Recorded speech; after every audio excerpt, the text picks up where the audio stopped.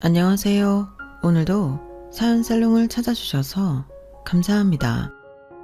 결혼 11년 차 여성이에요. 지난주 수요일이 저희 시아버지 제사였어요. 아침부터 장 봐다가 음식을 하고 제사 지내고 설거지까지 끝내고 나니까 새벽 1시 10분이었어요. 남편이랑 아들, 딸이 옆에서 거들기는 했지만 그래도 매번 느끼는 거지만 힘드네요. 40년, 50년 시댁 제사를 지내오신 어머님들은 도대체 어떻게 그렇게 살아오셨는지 정말 존경할 따름입니다. 사실 저는 남편과 결혼할 때까지만 해도 제사에 대한 걱정은 없었어요. 그도 그럴 게 제 남편은 5 형제 중 막내거든요. 꼭 첫째가 제사를 도맡아 해야 한다는 건 아니지만 그래도 위로 형이 넷이나 있기 때문에 저희가 독박 제사를 지나게 될 줄은 꿈에도 몰랐어요. 벌써 2년 동안 저희가 제사를 지내오고 있지만 남편 형제들은 누구도 찾아오지 않고 있어요. 형님들도 누구 하나 전화 한 통 하시는 분이 없고요. 이렇게 된 건 따지고 보면 다 돈 때문이에요. 저희 아버님이 세상을 떠나시기 전 유산을 가지고 생각지도 못한 일을 벌이셨거든요. 도대체 어떤 일이 벌어졌던 건지 궁금하시죠? 그럼 지금부터 저희 집 사연을 소상히 전해드릴게요. 저는 내성적인 성격 탓에 어릴 때부터 손해를 많이 보고 자랐어요. 학용품이고 장난감이고 툭하면 동네 애들한테 뺏기기 일쑤였고 내가 하지도 않은 일을 했다고 누명을 써서 곤욕을 치른 것도 한두 번이 아니었어요. 제 성격이 내성적이었던 데는 여러 가지 이유가 있었겠지만 그중 가장 큰 이유는 아마도 엄마가 없었기 때문이었을 거예요. 저희 엄마는 제가 6살이 되던 해 세상을 떠나셨어요. 원래부터 몸이 약하기도 하셨고 저를 낳고 그렇게 임신 중독으로 고생을 하시다가 결국 그렇게 되고 말았죠. 남자가 아내 없이 혼자 자식을 키우고 산다는 게 좀처럼 어려운 일이 아니었을 거예요. 물론 친할머니도 그렇고 고모도 많이 도와주셨지만 각자 생활이 있는 분들이라서 언제까지고 도움을 받을 수만은 없었어요. 보다 못한 할머니는 아빠한테 재혼을 권유하셨지만 죽은 아내에 대한 그리움이 남아있던 아빠는 할머니 뜻을 쉽게 받아들이지 못했어요. 그러는 사이 저는 초등학교에 입학하게 되었어요. 그 무렵 그동안 아빠가 회사에 가 있는 동안 저를 돌봐주던 고모가 지방으로 이사를 하게 됐어요. 고모부가 지방 발령을 받으셔서 온 가족이 몇 년간 서울을 떠나 살게 되었거든요. 그러자 할머니께서는 기다렸다는 듯 또다시 아빠한테 재혼 얘기를 꺼내셨어요. 명희도 지방으로 내려갔으니 이제 아영이는 누가 돌봐주니? 그동안은 지 고모도 있고 해서 엄마 손이 더 아쉬웠는가 몰라도 이젠 그마저도 없잖니. 나이든 내가 봐주는 것도 하루 이틀이지 언제까지 이러고 살 생각이야? 너 위하자고 재혼하라는 거 아니잖니? 하나뿐인 딸 자식은 제대로 키워야 할 거 아니냐고. 죽은 애미도 이해할 거다. 지 새끼 잘 키우자가 하는 재혼인데 설마 서운 다 하겠니? 그러니 제발 마음 고쳐먹고 선 봐라. 한 살이라도 후처도 젊을 때 들여야지. 더 나이 들면 오겠다는 사람도 없어. 아빠도 이번에는 전처럼 무작정 거절하지 못했어요. 할머니 말씀이 틀린 게 하나 없었으니까요. 그렇게 아빠는 재혼을 목적으로 선자리에 나갔고 여러 번의 실패 끝에 지금의 새엄마를 만나게 되었어요. 아빠한테 엄마를 소개한 건 할머니가 아니라 저희 집 근처에서 부동산 중개소를 하시는 아주머니였어요. 내가 이 자리에서 부동산만 32년째야. 사람 됨됨이는 저 문고리 열고 들어오는 순간 딱 알아본다고. 남자들은 순종적이고 새침 떠는 여자가 최고인 줄 알지만 내 기준으로 봤을 땐 절대 아니야. 자고로 여자든 남자든 간에 의리 있고 책임감 강한 사람이 최고라고. 예쁘고 젊은 여자? 그런 여자가 보기는 좋을지 몰라도 데리고 살아보면 다 얼굴값하고 그런다고. 아영이 키워줄 여자 찾는 거라며 그럼 더 볼 거 없어. 내가 골라준 여자랑 결혼하면 후회 안 할 거라고. 어때? 한번 만나볼래? 걸걸하고 성격 좋기로 유명한 부동산 아주머니는 아침 저녁으로 저희 아빠를 붙잡아 놓고 세뇌를 시키듯 선자리를 강요하셨어요. 아빠는 몇 번을 거절하다가 결국 마지못해 선자리에 나가게 되었죠. 아빠 말로는 새엄마의 첫인상은 완전 별로였대요. 한 성깔 하게 생겼다나요? 사실 새엄마가 얼굴이 예쁘긴 한데 인상이 강해서 쉽게 말 걸기 힘든 타입이에요. 거기다 목소리도 약간 허스키하고 무던하게 참고 넘어가는 분이 아니었어요. 불합리하다 그러면 바로 대놓고 말을 하는 사람이었죠. 그건 저희 아빠를 처음 만났던 그날도 그랬어요. 두 분이 신청 근처에 있는 커피숍에서 만나셨는데 거기 직원이 주문을 잘못 받은 거예요. 저희 아빠가 회사에서 커피를 마시고 간 참이어서 녹차를 시켰는데 커피를 2잔 가져와서는 자기는 주문한 대로 가져왔다고 우기더래요. 자리가 자리인데다 소란스러운 걸 싫어하는 아빠는 그냥 마시려고 했는데 새엄마가 바로 주인을 불러달라고 그랬던 거예요. 그리고는 처음 주문했을 때 했던 말을 그대로 읊어주었죠. 내가 분명히 주문할 때 이렇게 말했어요. 남자분은 커피를 마시고 왔으니 녹차를 주시고 나는 커피를 달라고요. 굳이 커피를 마시고 왔다는 말까지 했을 땐 제대로 기억하라는 의미가 담겨 있던 거예요. 그런데 자기가 주문을 잘못 받았으면 미안하다고 사과부터 할 일이지. 끝까지 잘못이 없다고 하면 어떡해요? 사람이 살다 보면 실수도 할 수 있는 거지만 자기 잘못을 남한테 책임 전가하는 건 정말 나쁜 짓이라고요. 어때요?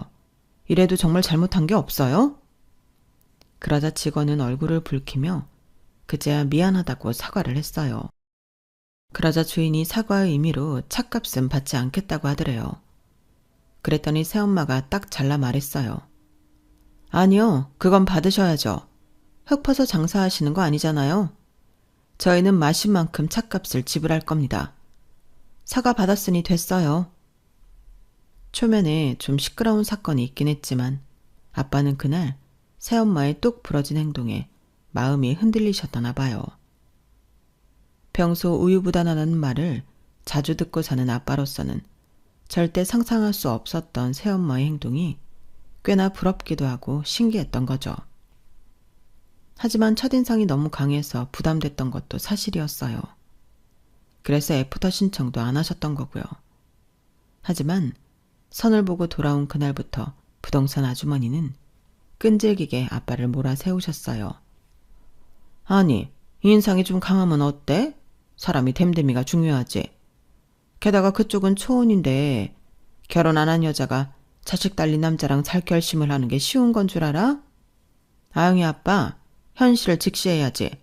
이렇게 배부른 소리 할 처지 아니잖아? 아주머니, 죄송하지만 그래도 아닌 건 아닌 거예요.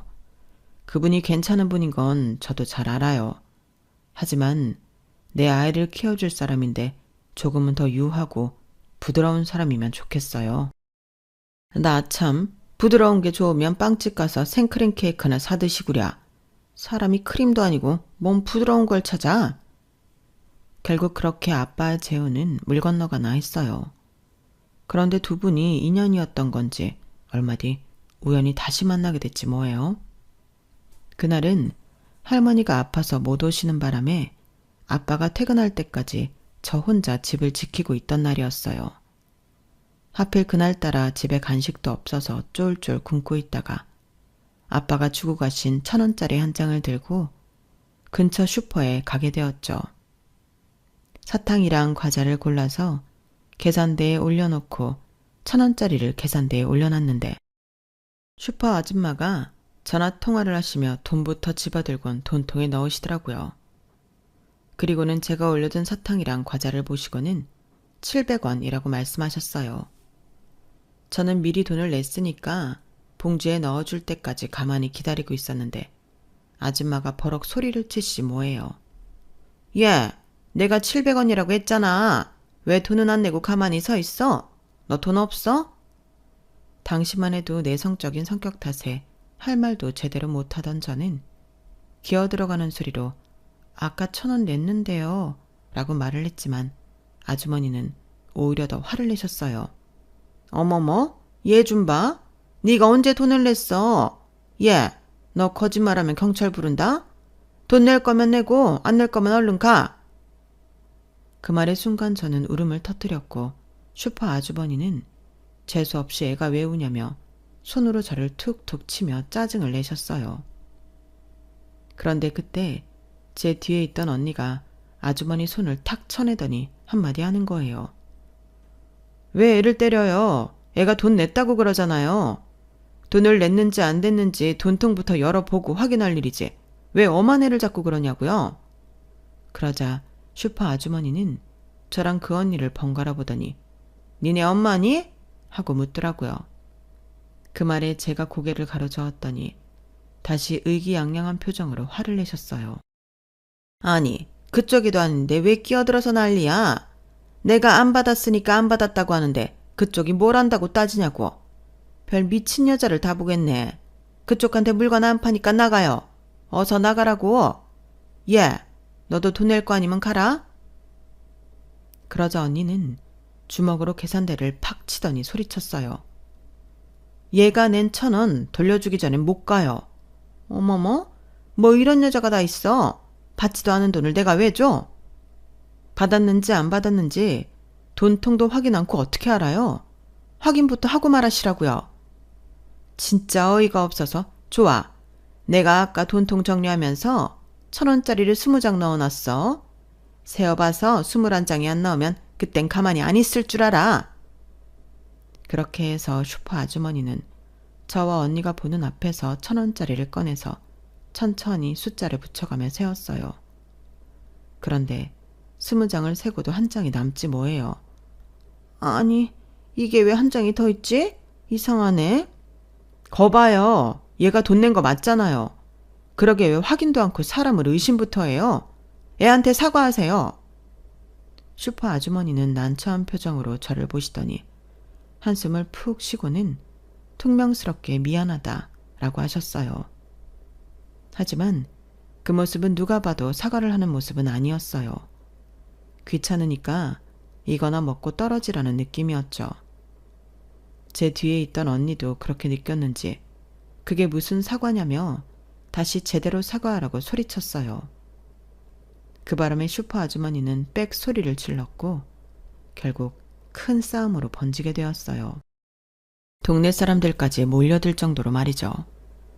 구경꾼 중에는 하필 저희 아빠도 있었는데 아주머니와 언니 사이에 껴서 울고 있던 저를 보시고는 화들짝 놀라 다가오셨어요. 그리곤 저를 도와준 언니를 보더니 깜짝 놀라시더라고요. 그 언니가 바로 아빠랑 손을 봤던 새 엄마였거든요. 저희 아빠의 등장으로 슈퍼 아주머니도 더는 고집을 부리지 못했어요. 결국 제게 다시 사과를 하시더라고요.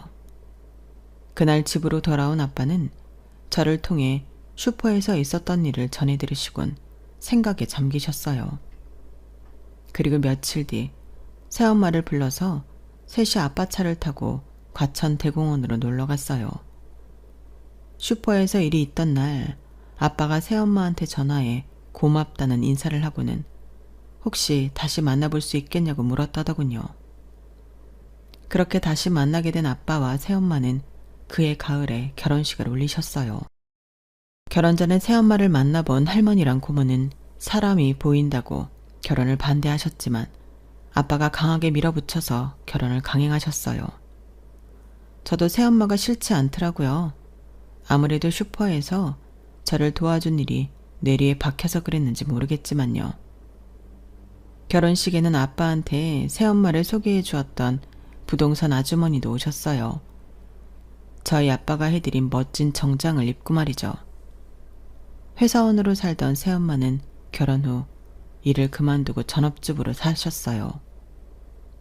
저희 아빠 벌이가 좋은 편이기도 했고 새엄마가 그렇게 하겠다고 하셨다더군요. 할머니와 고모의 걱정대로 새엄마는 드센 사람이었어요. 그런데 저는 그런 새엄마가 마음에 들더라고요. 제가 학교에서 불합리한 일을 당하면 참지 않고 학교에 달려가 시시비비를 가리셨고, 동네 아줌마들이 개몰아서 애를 구박한다고 거짓 소문을 내면 끝까지 그 집에 찾아가 뒤집어 엎으셨어요. 그런 일이 몇 번 이어지고 나니까 동네 사람들이 새엄마를 쌈딱이라고 부르기 시작했어요. 그런데 이런 새엄마 밑에서 자라서 그런가 어느 순간부터 저도 쌈딱의 기질을 나타내게 되더라고요. 전에는 누가 괴롭히면 당하고 찔찔 짜기만 했는데 초등학교 고학년이 되고부터는 저도 더는 참지 않게 되더라고요. 누가 나를 이유 없이 괴롭히면 저도 똑같이 상대했고, 불합리한 일을 당하면 상대가 어른이라고 해도 대놓고 이 빠른 소리를 하게 됐어요. 그렇게 중학생이 됐을 즈음 더는 저를 만만하게 보는 사람이 없게 되었죠. 그랬더니 하루는 아빠가 그러시는 거예요. 어떻게 해가 갈수록 엄마를 그렇게 닮아가니? 모르는 사람이 보면 친모녀지간인 줄 알겠어. 졸지에 드센 여자 둘이랑 살게 된 아빠는 푸념을 하듯 이렇게 말씀하셨지만 그러면서도 내심 흡족해 하시는 것 같았어요. 새엄마를 닮은 제가 어디에 가서 남들 앞에 꿀리거나 억울하게 당하지 않을 거라는 걸 아셨기 때문일 거예요. 그리고 저는 정말 그렇게 자랐어요. 내성적이라서 억울한 일을 당하고도 제대로 따지지도 못했던 소심쟁이에서 건드리면 피바닥이 되는 쌈딱으로 거듭났거든요. 그래서 고등학교를 남녀공학을 다녔음에도 누구 하나 제게 다가오는 남학생이 없었어요. 복도를 지나다가 어깨라도 부딪히면 사색이 돼서는 먼저 사과하기 바쁘더라고요. 그건 대학에 들어가서도 마찬가지였어요. 심지어 선배 오빠들까지도 저한테는 강제로 술을 먹이거나 장난이라도 성차별 같은 건 절대 하지 않았거든요. 나를 무시하거나 괴롭히는 사람이 없다는 건 좋았지만 강한 성격 탓에 이성을 사귈 기회조차 없었다는 건 정말 가슴 아픈 일이었어요. 그래서 졸업 후 회사에 취직을 하게 됐을 때 어떻게든 이놈의 성격을 죽이고 다가오기 쉬운 여자가 되어보자 결심했어요. 수시로 속에서 열불이 터지긴 했지만 그래도 나름 계획은 성공적이었어요. 저희 부서 사람들은 물론이고 타 부서 사람들한테도 꽤 평판이 좋은 사원으로 인식됐거든요. 덕분에 소개팅 주선도 받을 수 있었고 은근히 제게 관심을 주는 동료나 선배들도 있었어요. 그런 일이 있기 전까지는 말이죠. 그날은 저희 부서 회식이 있는 날이었어요. 어느덧 입사 3년차가 된 저는 부장님을 비롯해 대리님들까지 술버릇이 어떤지 소상히 꿰고 있는 터라 나름 안정한 위치에 자리를 잡았어요. 직장 생활을 해보신 분들은 다들 아시겠지만 회식 자리에 가면 평소 몰랐던 인간의 추악한 민낯을 많이 보게 되잖아요. 잔을 비우기가 무섭게 술을 채워주는 바람에 다음날 술병이 나게 만드는 상사나 얘기를 반복하며 기어이 고막에서 피가 나게 하는 상사는 그나마 귀여운 축에 들어요. 문제는 그 다음이에요. 은근슬쩍 여직원한테 성적인 농담을 하거나 스킨십을 하는 상사들이 바로 주요 인물들이죠. 요즘은 시대가 바뀌어서 그런 인간들이 많이 줄었을지는 모르겠지만 제가 회사에 다닐 때만 해도 정말 많았어요. 퇴사 후에 동네로 찾아가 죽도록 패주고 싶은 인간들이었죠. 다행히도 저는 그때까지 그런 불상사는 당하지 않고 있었어요. 타 부서에서 그런 일이 있었다는 얘기 정도만 들었을 뿐이었죠. 그런데 그날은 하필 문제의 그 타 부서랑 같이 회식을 하게 된 날이었어요. 부장님들끼리 친해서 조인을 하게 된 거였죠. 처음엔 시끌벅적하니 분위기가 좋았어요.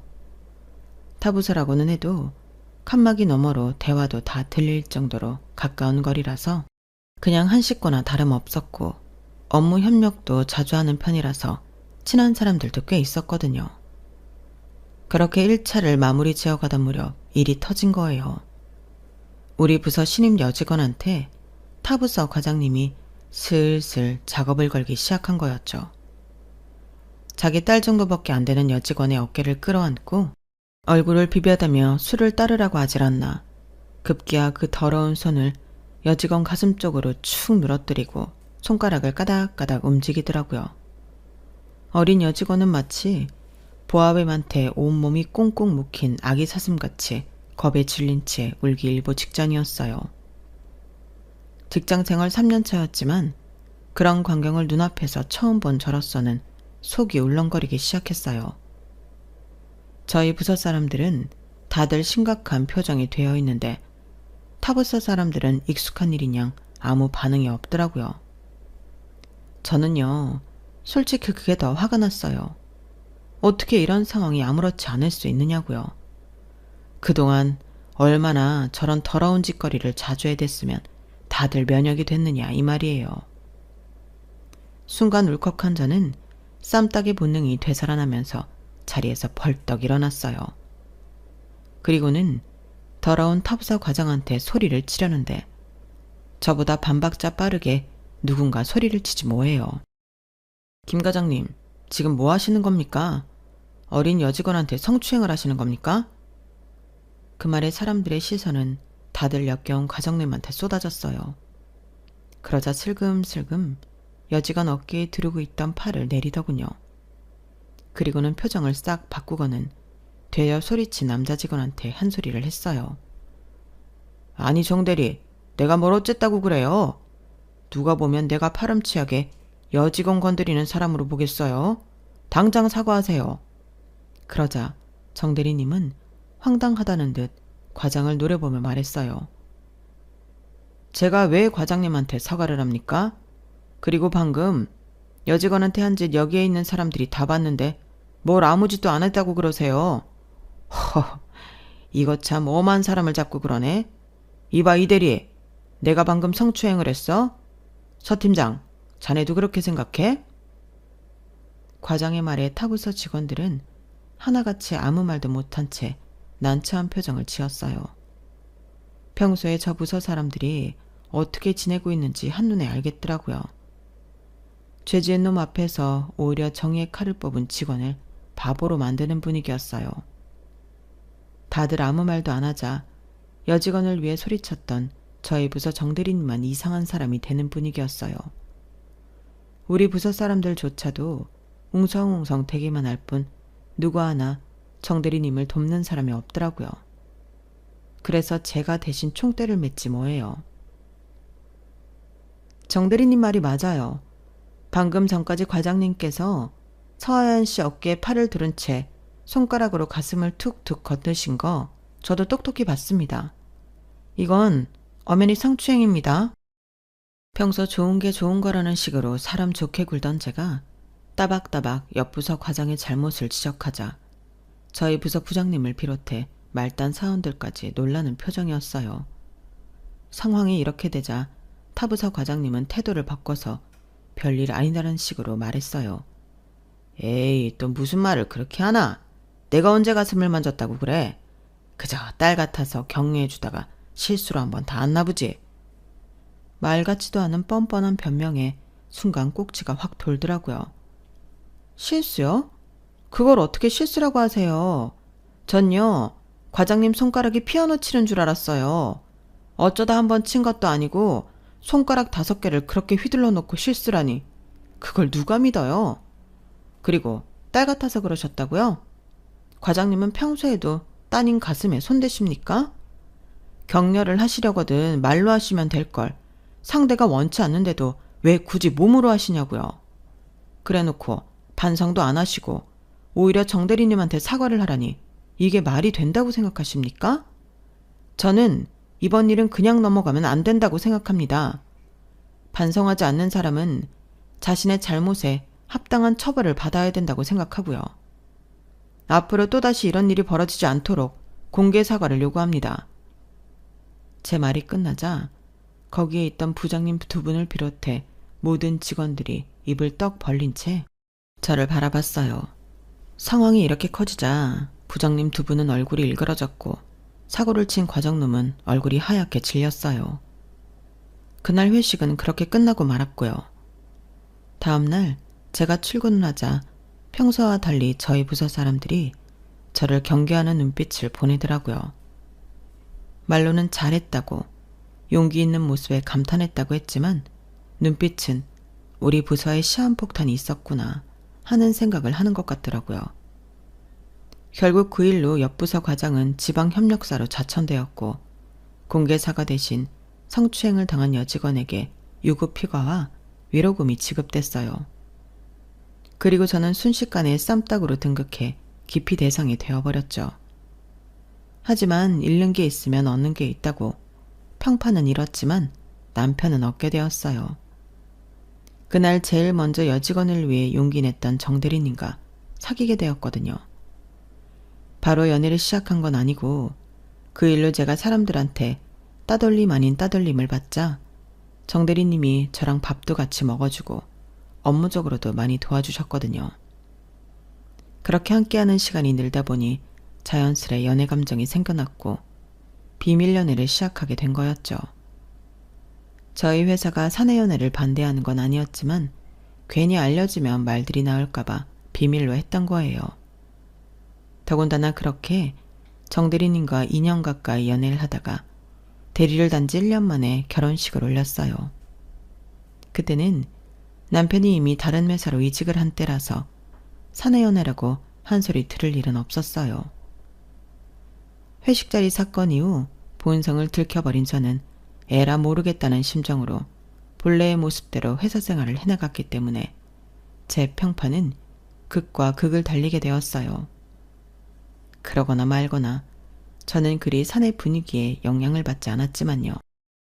결혼하고 이듬해 출산을 한 저는 회사에 복귀한 지 2년 만에 회사를 그만두게 되었어요. 저희 아이를 봐주시던 시어머니께서 모처럼 친구분들과 여행을 떠나셨다가 교통사고를 당해 세상을 떠나셨거든요. 하루아침에 어머님이 그렇게 되시자 당장 우리 애를 봐줄 사람도 없고 혼자 남으신 아버님을 챙겨줄 사람도 없어서 제가 일을 그만두고 아이와 시아버지를 보살피게 되었어요. 시댁과 저희 집은 버스로 세정류장 거리인데 위치적으로 가까워서 그렇게 된 것도 있지만 그보다는 아버님 성격 때문에 나머지 자식들이 등을 돌렸다는 게 더 큰 이유였어요. 저희 시아버지가 어마어마한 짠돌이시거든요.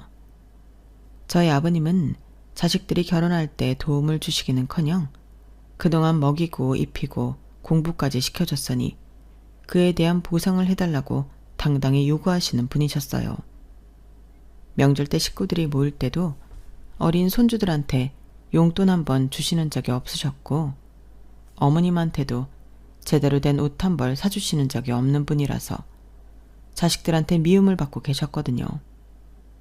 특히나 어머님 장례식 때 종이컵 하나까지 따져가며 장례식장 측과 말다툼을 하시고 어머님의 수의도 질이 아닌 제일 저렴한 것만 찾으시는 걸 보고 다들 정이 떨어져 버린 거예요.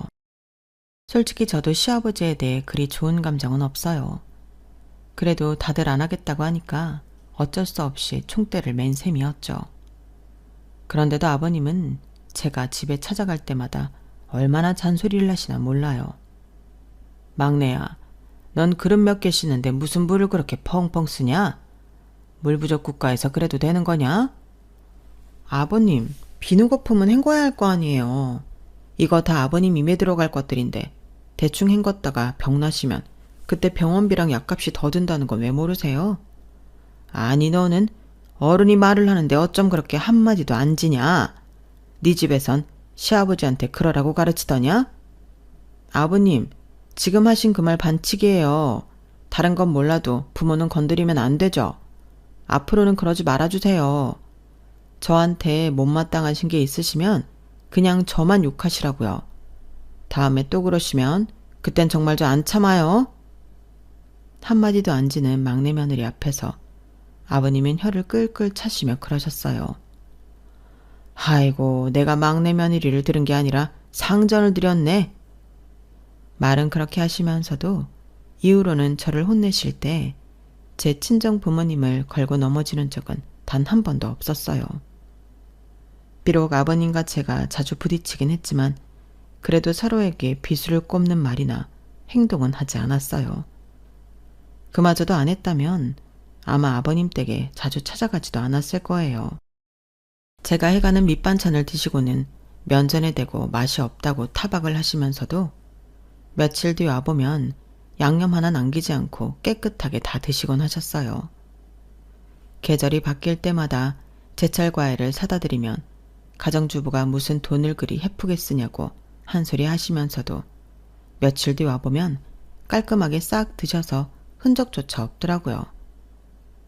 그래서 어느 순간부터는 아버님의 투정이나 타박이 진심이 아닌 반어법처럼 느껴지더라고요. 사실은 제가 챙겨드리는 모든 게 고맙고 좋으면서 말로는 아니라고 하시는 것 같았거든요.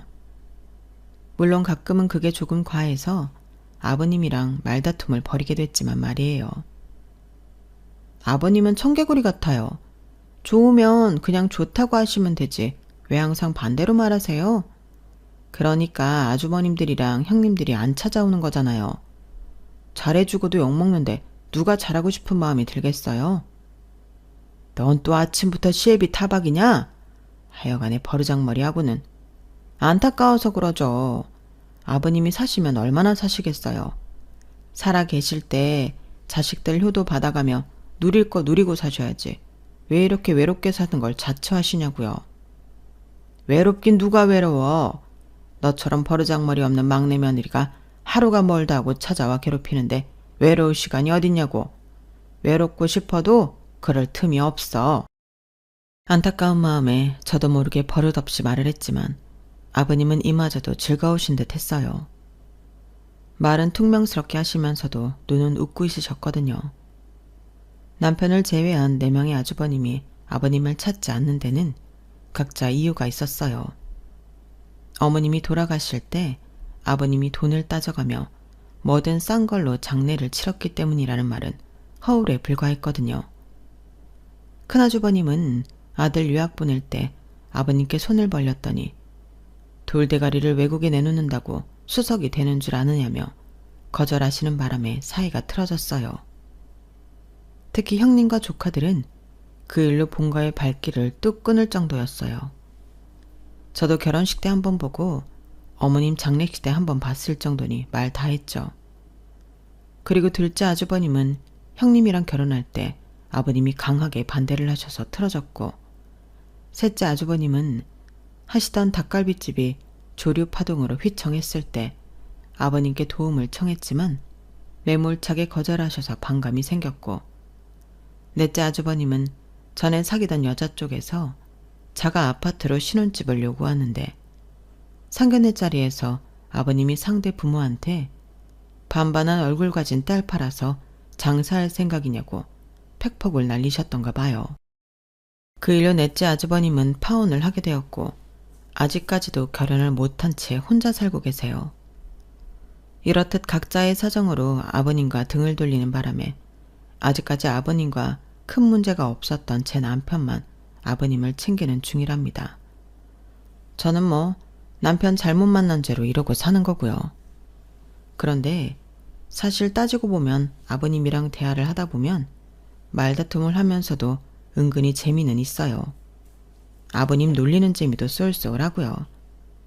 남들이 보기에는 버르장머리 없이 시아버지한테 따박따박 말대꾸한다고 그러실지 모르지만 저희 아버님도 그걸 은근히 즐기신다는 걸 저는 느낀다니까요. 그리고 괴팍한 시아버지한테 이 정도도 안 하면 어떻게 살겠어요. 다 나름의 생존 방식인 거죠. 그런데 세월엔 장사 없다고 평생 독불장군으로 군림할 것 같았던 아버님이 80을 몇 달 앞두고 세상을 떠나신 거예요. 그날도 밑반찬을 해서 아버님 댁에 찾아갔는데 평소 같으면 안방에서 고개를 삐쭉 내미시곤 잔소리부터 하시던 분이 인기척이 없는 거예요.